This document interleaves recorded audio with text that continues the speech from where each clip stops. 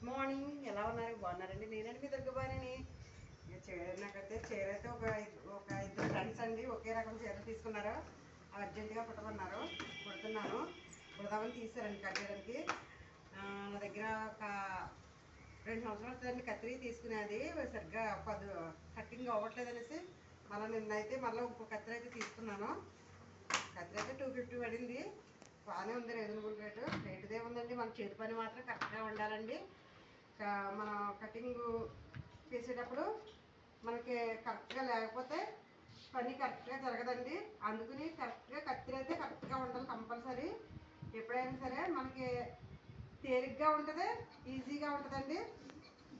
కత్తిరి కరెక్ట్గా ఉంటే పని ఈజీగా తేలిగ్గా అవుతుంది అనమాట. అది చూసుకోవాలండి ఎప్పుడైనా సరే. ఏదో చాలా మంది దగ్గర నేను చూశానండి, కత్తిరి అయితే సరిగ్గా ఉండదు. కత్తిరి సరిగ్గా లేనప్పుడు పని కరెక్ట్గా జరగదు. తర్వాత చేతికి కత్తిరి సరిగ్గా లేనప్పుడు చేతికి కూడా చాలా కష్టంగా ఉంటుందండి, బరువుగా ఉంటుంది. బరువుగా ఉన్నప్పుడు మన చేతి వేళ్ళు తొందరగా అలసిపోతాయి.